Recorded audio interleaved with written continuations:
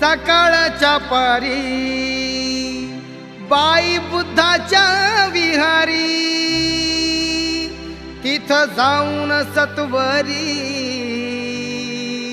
ध्यान लावून अंतरी।